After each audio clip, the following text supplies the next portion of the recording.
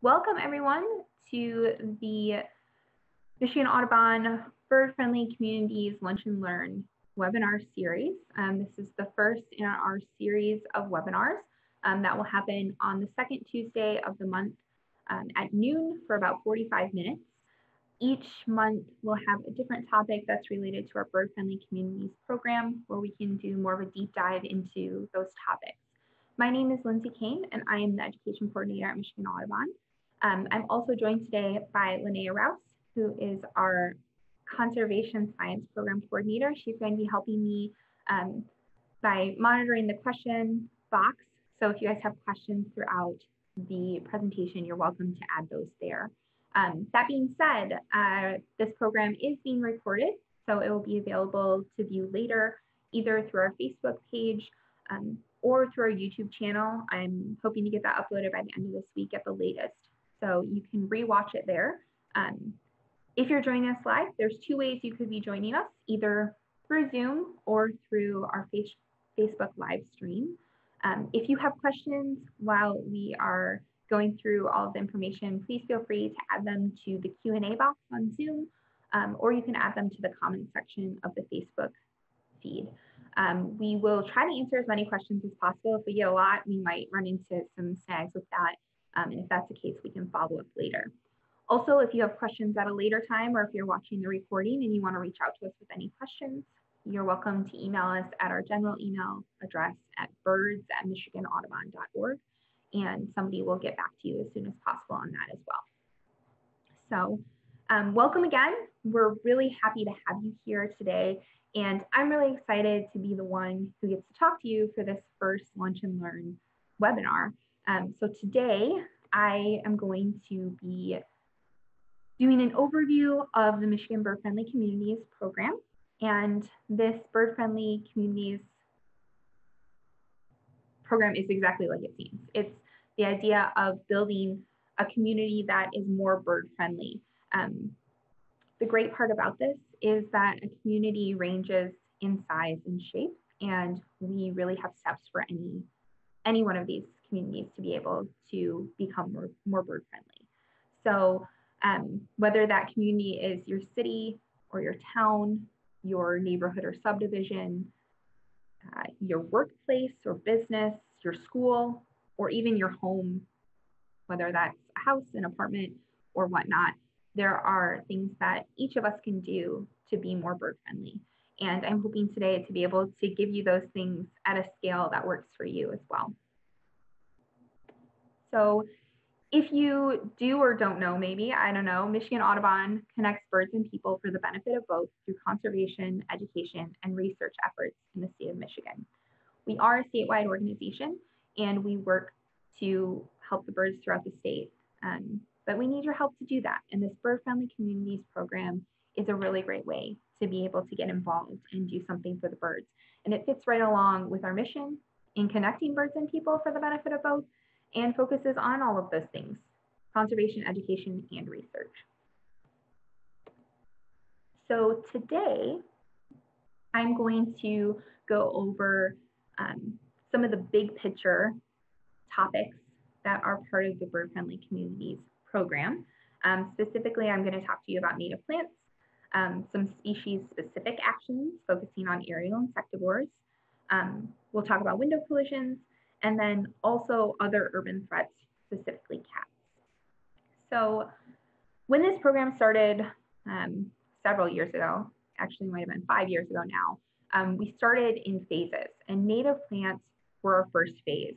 And this all started because there has been a decline in bird populations since 1970. 2.9 billion birds gone since then. That's a huge number of birds, and that's a huge problem. And we want to do what we can to be able to help that. So this Bird Friendly Community program started with a focus on native plants.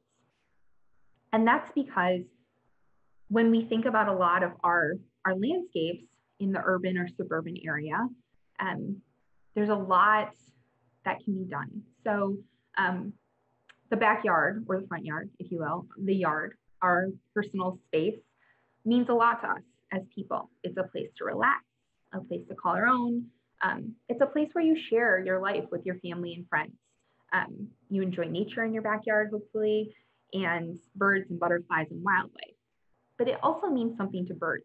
It can be really important habitat for them, a place to find food or shelter, a place to establish a territory and raise their young. It's a place to refuel during migration. It's a lot of really important things for them. So the backyard, or front yard, if you will, is a habitat for people and a habitat for birds. So let's think about what a typical urban landscape looks like. It may look something like this. Very fragmented, a lot of houses, a lot of concrete, pavement, but still some green, still some habitat. And we have a lot of habitat like this in our world. If we zoom into a more urban habitat or suburban habitat, we will oftentimes see this, right? A nice green, open, manicured lawn, maybe with some pesticide use, lots of lawn mowing, right? And this is potentially problematic, right, for our birds. There's not a lot there for them, not a lot of habitat. That food and shelter is a little bit lacking. But it doesn't have to be that way. So this is why we started with native plants, right? The backyard habitat can be great for people and for birds. So we may have lots of native trees and native wildflowers and plants and shrubs. You may even decide to put in bird bath or feeding station, but it's okay to have a little bit of lawn too, right? I mean, I know I live in a neighborhood where there's lots of lawns, but there's also lots of really great gardens. My husband and I bought a new house this past summer, and one of the first things I did when we moved in was rip out some Japanese barberry bush, which is an invasive non-native species, and start to plant some native plants. One of my coworkers, as a housewarming present, bought me a purple coneflower, which you can see here in this picture. This isn't from my yard, but that plant. And slowly but surely, I can start to add these native plants to be able to make my place more appealing to the birds and to myself. So we can all do this, right? We can make native urban habitat by installing native gardens that support birds, bees, monarchs, pollinators, other wildlife. So you can leave your leaves and save your seeds. If you were lucky enough to catch the fall garden cleanup blog that was published on the Michigan Audubon page, you might have done this year, where you left some leaves, left your seeds, so that there was some habitat for birds to be able to feed and insects to be able to overwinter. A lot of our bird species rely on insects to be able to feed their young in the spring and to get enough energy to be able to mate or migrate.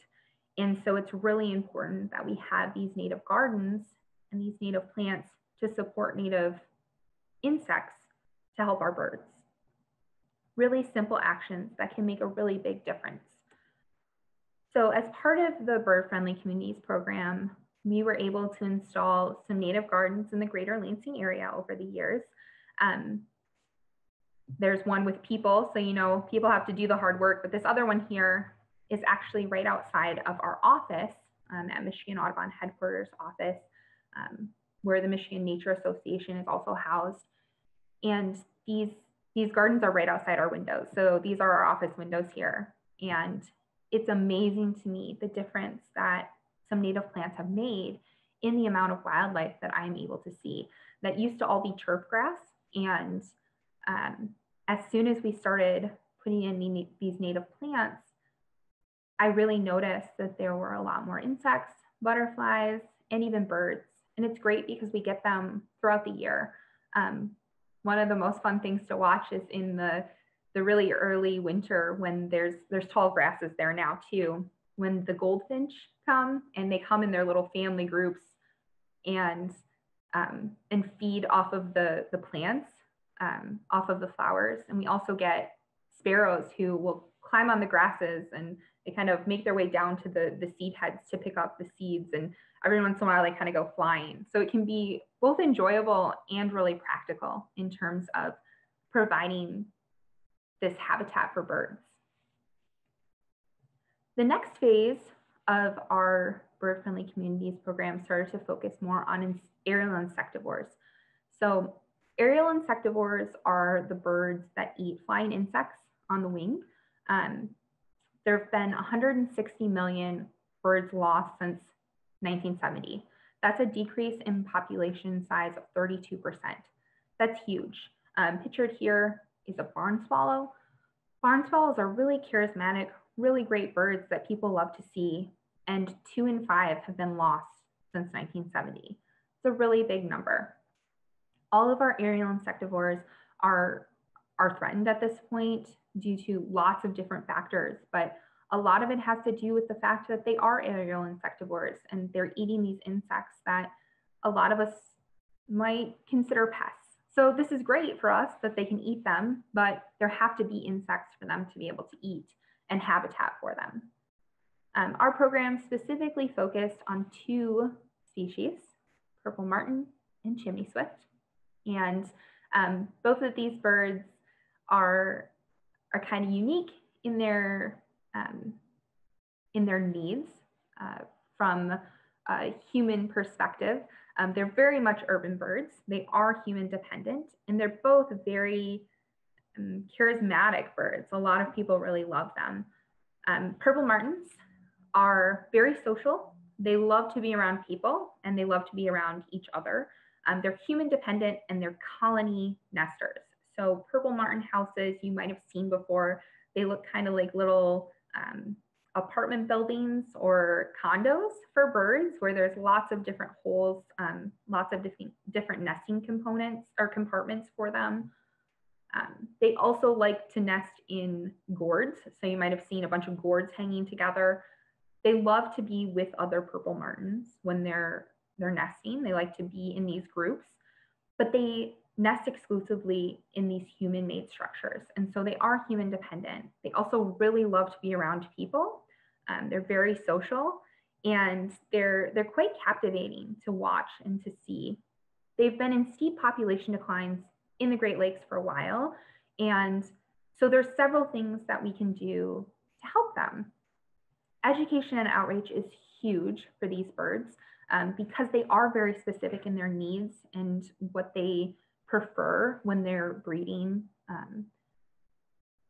So active management is also important, right? They need these structures, these man-made structures, and they're also susceptible to some of our invasive bird species like European starling and the house sparrow.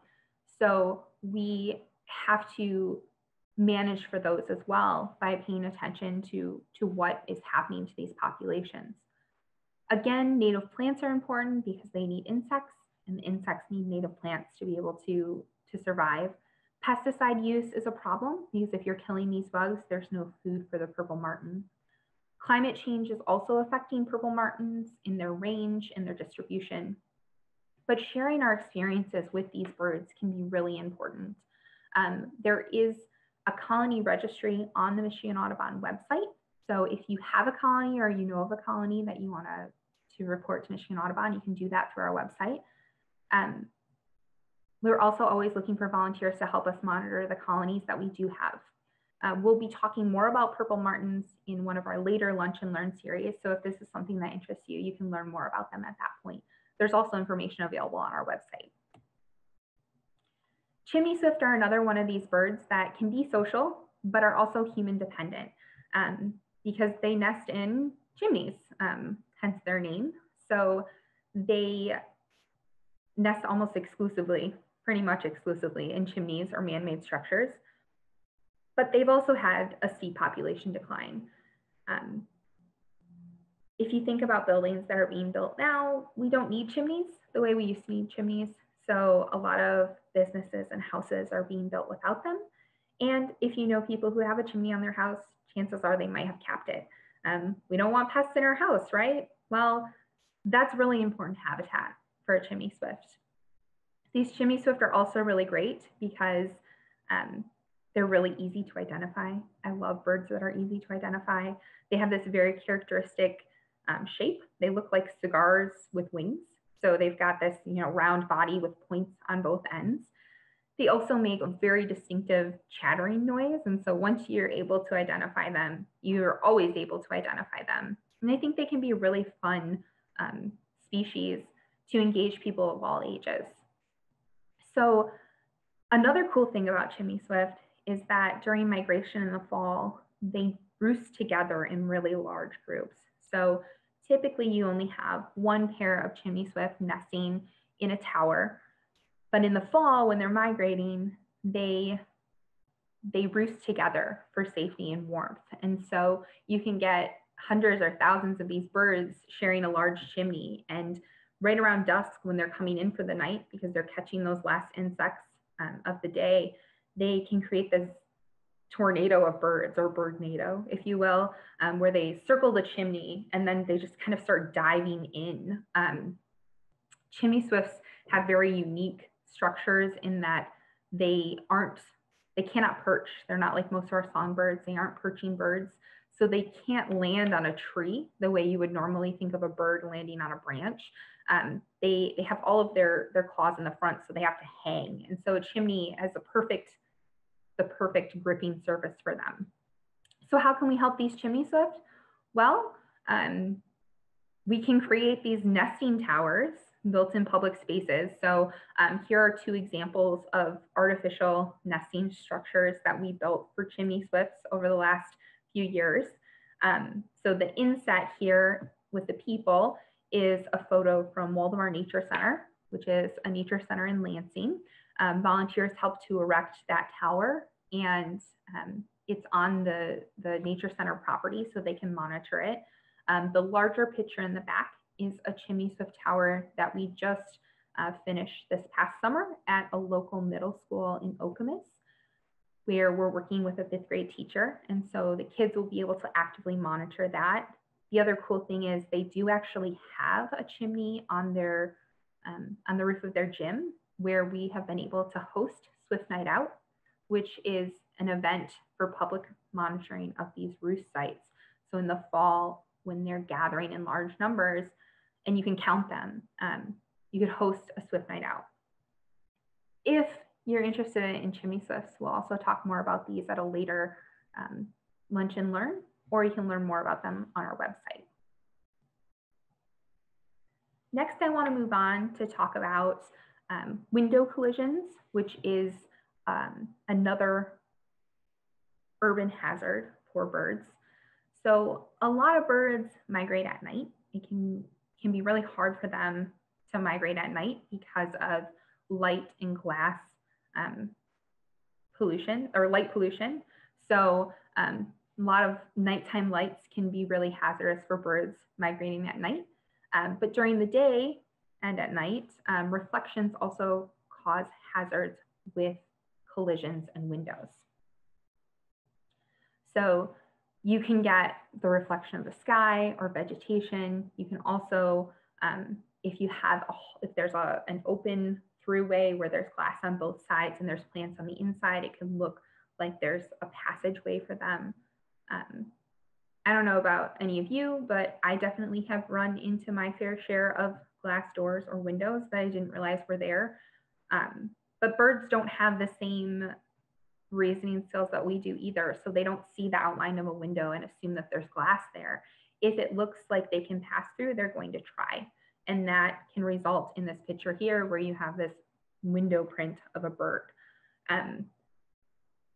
Reflections are really misleading for birds, and it can be really, really dangerous and deadly for them.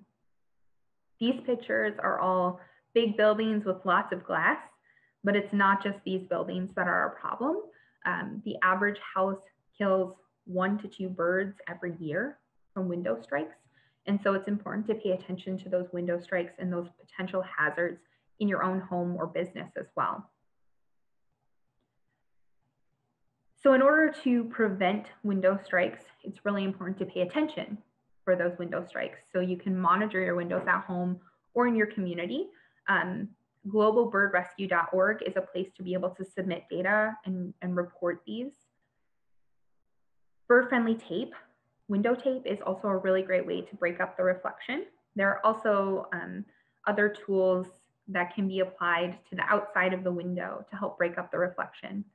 But closing your curtains or your window blinds can also help because it makes it, it helps from keeping it to appear like they can fly through.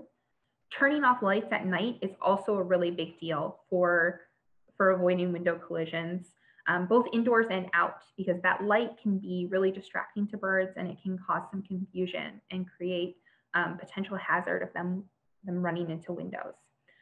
You could hang cords from the outside in front of your windows, streamers, lots of different things. But if you find an injured or a stunned bird, you should also make sure that you take it to a wildlife rehabilitator. A lot more information about window collisions and solutions can be found at abc.org. So if you're interested in that, that's a great place for you to look. We also want to make sure that we're placing our feeders in a window collision-free zone. And so that means either less than 3 feet or greater than 30 feet from any windows. Bird feeders can be a huge problem in contributing to window collisions. So that short distance keeps the birds from gaining too much speed if they're spooked while feeding, so that they don't collide with the window at too big of a speed. And greater than 30 feet, make sure that they're not likely to be spooked or startled and take off and fly straight into a window. If you notice that you're getting some window strikes and you have a bird feeder, this might be something to consider. You can also see in this picture here, they've got really nice bars on their windows that help break up that reflection a little bit. That spacing is still pretty big. Birds may think that they could fly through there. So by having that bird feeder that close to the window, it keeps them from having such a great speed when they come to feed or when they're leaving. Decals are also really important for breaking up the reflection. They have to go on the outside though. I cannot stress this enough. You cannot put your window decals on the inside of your window and expect it to break up your reflection. You have to put them on the outside. The recommendation is of a spacing of no more than 4 inches across and 2 inches tall, or 2 inches tall. So you can either do vertical stripes that are 4 inches apart or horizontal stripes that are 2 inches apart. However, if you have smaller birds that are colliding with windows, say a hummingbird, you may have to adjust that and make that distance even smaller. They can come in lots of different types. So you can have the actual tape. You can have these speckles here that you see on the picture with the pine tree. Or you can even have this kaleidoscope window decal that has some kind of a print on it. And the cool thing about all of these is it breaks up the reflection on the outside, but it still makes the window usable from the inside. So you may have a little bit of a speckling or striping, but you can still see out. And so it doesn't harm your view, but it does keep the birds from colliding with your windows. It's also really important that you watch for new hazards over time. So I showed you guys that great picture of the Michigan Audubon office and the gardens. Well, we discovered that when we put in these gardens with more birds, we were getting collisions with our windows. So Linnea and I actually taped all of our windows to see if that would help with the breaking up the reflection. You can actually see in this picture, these tall grasses, there is a lot of reflection there. And so it can look like you can go through the window. We did also notice even before we put tape in, my office window has horizontal blinds in it. So they're still on the inside of the office, but Linnea's does not. And Linnea had window collisions on her window and I hadn't seen any on mine. We still taped them all, but it is important to remember that there are different ways to be able to break up that reflection. Other urban hazards, specifically cats, is what I'm going to talk to you about today. Cats are the most impactful human-caused direct threat to birds. There's an estimated 2.4 billion birds that are killed each year in North America, as well as 12.3 billion mammals. Cats are natural predators and they are not native to our area. I mean, the house cat is a pet. It's not a native animal. And so they can cause huge problems for the population of our birds. There are still things that you can do though, and this is an ongoing campaign. This is something we're just starting. This is the newest phase of our Bird Friendly Communities initiative to keep cats indoors. So this year, we're going to focus on keeping cats indoors. You can take the Michigan Audubon Conservation Pledge on our website. You can talk to your friends, family, neighbors. If you want to take your cat out, which of course we suggest you do, keep it on a leash. These are photos here from our operations manager, Liz, of her cat, Handsome. He likes to go for walks on his leash, so he can still explore outside, but she has some control over keeping him from hunting, which is his natural instinct there. There are other urban hazards as well that we may touch on in the future, things like energy usage and pesticides, communication tower collisions, lots of different things. So this is an ongoing and continuing project for us with bird-friendly communities. So what will your actions be? The biggest thing I want everyone who's watching this to understand is that every little bit helps. All of these things may seem a little overwhelming or daunting. When we're talking about native plants, we don't expect you to go out in your backyard and rip out all of your grass and all of your non-native plants and plant a whole new garden all at once. It is a slow and continual process. And there's lots of ways to do it, right? I told you guys about planting one purple coneflower. I know one of my other coworkers decided to take a patch of grass and turn it into a native garden from seed. There are lots of ways to be able to do it, and it works differently for everyone. So, you know, enjoy, share, conserve, do what you can for birds, plant some native plants, help with these urban species by providing nesting structures or monitoring or educating other people about them, reduce hazards from window reflections and night lights, be more cautious and conscious of how those things are happening in your own backyard, and keep your cats indoors, because it's really important that we all work together to make the world a better place for our birds and continue to work to make all of our communities more bird friendly. Like I said, this is an ongoing program. We add new components all the time, every year. We're trying to work more to add more options to be bird friendly.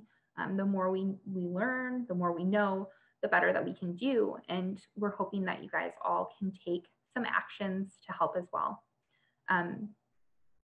So with that, we will continue to talk about all of these topics at a much greater length and in much greater detail over the course of the next year. On the second Tuesday of the month at noon, you can find out more about these things on our website, find out more about the Bird Friendly Communities program on our website, or check our Facebook page for more information about other events that are upcoming as well.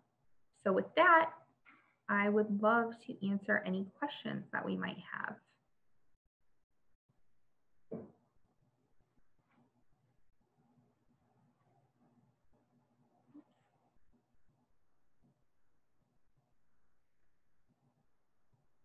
So do we have any questions here? Anyone can feel free to type their questions into the Q&A box, just as a reminder. We didn't have any come up during the presentation, but to get us started, I just would like to ask, maybe Lindsay, can you describe how somebody can make a decision on what they'd like to get started with if they want to do a bird-friendly action? Yeah, that's a really great question and a really great way to start this. I mean, it can be really overwhelming, right? I just went through a lot for you guys really quickly. But it all kind of depends on your own comfort level and your own needs. There are lots of different things that you can do, and there is something for everyone. I have found that I don't know that I'm much of a gardener. But the cool thing is, by planting native plants, I don't have to be a gardener. I can just add a few plants here and there and reap the rewards of having more native wildlife in my own backyard. It's great to kind of do a deep dive into each of these things that do seem exciting to you so that you can start to see what might be important and what might be feasible for you. Because there are a lot of options and a lot of ways to get involved. And I think we all have a different area that speaks to us a little bit more. I personally, my favorite thing to do is talk about all of these things. This is something that I do on a regular basis. And so it isn't until very recently that I started actually taking my own actions in my own life to make my own backyard more bird friendly. And so even if you feel like you don't have a lot of power over that, there are a lot of ways that you could help other people feel empowered to be able to do those things. And so I really would encourage people to kind of find their own path and use their own skill set to be able to do that. That's a great answer, Lindsay. I think that says a lot about people follow your passion and, you know, take an action that really interests you and that will make an impact. We do have a few questions coming in here. So Lindsay, I'll just kind of feed this to you. Will we at Michigan Audubon be putting up a list of what native plants would attract which birds, or where we can find that list? That is a fantastic question, because we have some really great resources available, both through our website, and there are other websites out there that do as well. So on the Michigan Audubon website, there is a native plant booklet. There is an actual physical booklet. So if you've been to events in the past, you might actually have one, but there's a downloadable version on our website. There's also a downloadable version of some garden designs from a booklet that was put together a couple of years ago with a bunch of donated landscape or donated designs from landscape architects from around the state. That's a really great place to get started. If you want to put in a garden and you don't know where to start, there are some really cool designs that can be scaled up or scaled down in that booklet, and you can download that from our website as well. National Audubon also released a native plant resource in the last year that you can access to their website, where you can actually put in where you live and what you're looking for, and it will help you pick out which plants might be good for you. Lindsay, and I'm going to go ahead and post the link to our website where you can find both the landscape design booklet and the native plant booklet. So I'll go ahead and post that in just a few seconds here, but I'll ask another question to Lindsay first. So the question is it too late to get a native garden started? It's possible that the best time for planting was fall. That's a great question. So it's not too late. It's never too late, right? It may be too late to start at this immediate moment, or maybe too early is rather the right thing to say. So the fall and the spring are both great times to be able to put in native plants. And depending on the plant, it also can have an impact on when the best time to put it in is. But no, anytime you can get in there and put in a native plant is a great time to start. I know that, like I said, I planted some plants, but I also have some seeds that I want to put in. I didn't put those in the fall because I didn't want the birds to eat them all. I want the plants to actually grow so we can have more seeds. So I'll put those down in the spring and probably plant some more plants. But no, it's not too late. It's actually just a little bit early, although I guess it could be a mild winter. If you can get into the dirt and you have a pretty hardy plant, you might even be able to do it now. But I would suggest waiting until spring to put in some plants. But you can do that through the spring, even in the summer or the fall. There are lots of opportunities. I'd like to add to that too, that there's a lot of plant sales at conservation districts or native plant nurseries. We have a list of some of those on our website on that same Bird Friendly Communities webpage, which I posted in the Q&A. Lindsay, is there a better place to post that? There is in the chat option. I'm gonna go ahead and put that link in the chat box as well, just for easy reference for everybody. And there it is. So keep an eye out. I think a lot of those plant sales are often advertised on Facebook or, you know, on those individual organizations' websites. Yeah, those are great places to start with getting some plants. There was a really, let's see here, another different question, different topic. Is there any data showing a positive effect from these bird-friendly actions, or is it too soon to see after the Cornell Science paper that was published in 2019? So I don't know that there's official data on any of this at this point, but I think we have a lot of anecdotal evidence that this is making a big impact. And I say that even citing the differences in the population densities in our office, which is a very urban area, from planting native plants and doing these things. I think, or maybe I hope, over the next few years, we'll have even more data that will be able to further support this. But I don't know if Linnea, if you have anything to add to that. From the bird-friendly actions, I think the most valuable data-supported action that can be done right now is just planting native plants, because native plants are tied so closely to native insects, which are a huge food resource for birds, especially during the breeding season when they're feeding their young. Insects, especially those like butterflies and moths that have caterpillars, because caterpillars are a huge source of protein and fats for those growing young baby birds.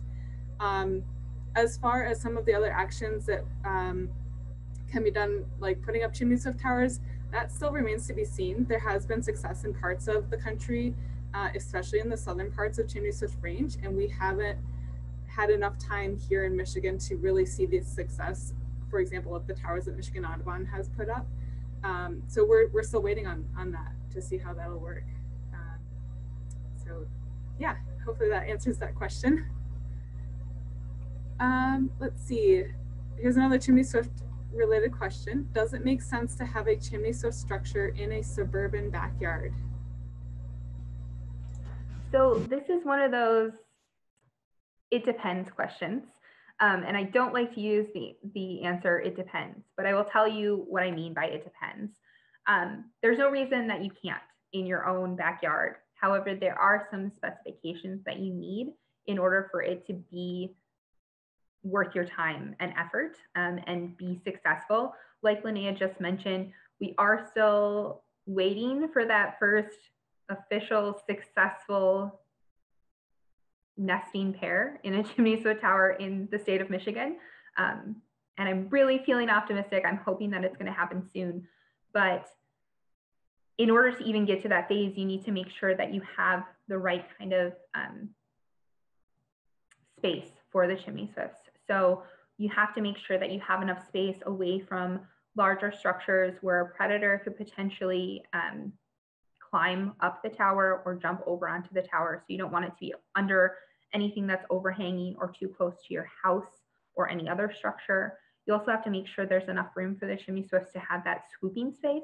A lot of our aerial insectivores need a lot of swooping space, right? They're catching insects in flight on the wing. So they do a lot of aerial acrobatics really in their flying. And so you have to make sure you have enough space.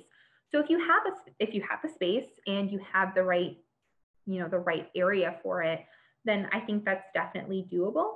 I would also say that probably the best thing is if you do have a chimney on your house, if you can leave it uncapped, very likely that you could end up with chimney swifts right there in your house. Thanks, Lindsay. Great answers.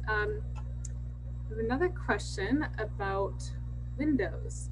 So the question comes from somebody who says, I want to see the birds through my windows. I've resisted taping my windows in the past. However, I noticed the dots display on a window. Does that work as well as taping stripes? That's a really great question. And the simple answer is yes. The great thing about those dots is that it breaks up that reflection within that same spacing. So 4 inches vertically, but it also does that 2 inches horizontally. And so it creates these little squares that break up the reflection enough so that the birds don't think they can make it through that space on the window. I will also say we weren't really sure how it was going to work with tape on our windows in our office either. And I was pleasantly surprised by how little it actually affected how well I could see out of my window. And so the great thing about all of these things is they can be taped and you can take them off. So it's worth a try. But yeah, I think the dots definitely work really well. You can use decals of different shapes even, as long as that spacing is what it needs to be to break up the reflection for the birds. I actually know of people who have even used highlighter actually on the outside of their window, because the birds can see that highlighter, it reflects better for them and it's nearly invisible to the human eye. And so if you put that on the outside of your window with that same spacing, it can actually break up the reflection really well for the birds without you even noticing. The one caveat to that is you do have to reapply. So anytime that it rains or it could potentially be washed off, you would need to put the highlighter back on the window. So just another thought. And one reminder too that Lindsay did emphasize in her presentation is to put any dots or window tape on the outside, or even if it's highlighter, putting it on the outside of the window. One final question, unless there's others that have yet to be asked. This is about a bird that nests on houses or other structures. So eastern phoebes. This person said the eastern phoebes built 5 nests under my porch overhang before settling on one nest. Any explanation for this behavior? So I will attempt to answer this question and then defer to Linnea to confirm. But there are several species, and I don't know about phoebes. This is the reason I say this. I know wrens specifically will make several nests, and it's meant to entice a mate. And then the female, like the males will make these nests, and then the female gets to pick which nest she prefers. And it's a mating strategy that they utilize. I don't know if phoebes do the same thing. Is that the case, Linnea? I don't know specifically about phoebes, but that sounds right to me based on other birds' behaviors, that they may be just trying to offer lots of options before choosing one final. So that's a good question, and worth delving into further with some of those online bird resources and bird guides, bird behavior guides. So I am just going to check really quick to make sure that there's nothing on the Facebook feed, maybe, if I can get there. There is one more question, Lindsay, too, that yep. just came in. So if I put up a martin house, a purple martin house, how do I get martins to use it? Otherwise, it is a starling house. This is very true. That is really, really, that's a really, really good point and a really, really great question. There are some tips and strategies for getting purple martins to utilize your colony. And one of the best ways is you want to make sure you put it in the right place, very similar to, a Chimney Swift tower. But there is this thing called the dawn song that's used a lot to attract purple martins. And it's the call or the song of the purple martin. And so by hearing it, it kind of draws their attention. It's also really good if you know there's another purple martin colony close to where you want to put up your purple martin colony. That can be a really easy way to kind of entice those first-year males who are coming back and looking for a place, their own little bachelor pad, if you will. But the dawn song is a really great way to be able to attract the purple martins. It can take years to actually get purple martins to nest in your colony. And so it is a long and dedicated process for anyone who decides to become a purple martin landlord. Not that I'm trying to discourage anyone, because it's well worth it. The return is well worth the investment, but it can take a lot of time, and you do have to be really vigilant in that meantime while you're waiting for those purple martins to find your colony, in taking care of those invasive species, both starlings and house sparrows, because otherwise it's just a breeding ground for things that we don't want to breed anymore. I think March is our plan for the purple martin deep dive. And so during that Lunch and Learn, we'll talk even more about strategies and ways to attract purple martins and care for your colony. one other additional thing too about excluding starlings, unfortunately this doesn't work for house sparrows, is that you can install entrances that are starling excluders, and those are either sort of a crescent shape entrance that the purple martins can still fit through, or there's a few different designs, but they're all made to allow purple martins to go in and out, but starlings can't fit because they're larger than the purple martin. The Purple Martin Conservation Association has a great website and resources available for that kind of thing as well. And their website is purplemartin.org, so very easy to remember. I did see too, somebody asked through the Facebook feed where to get tape, window tape for your windows. So abc.org is a really great place to find all the window resources you could possibly need.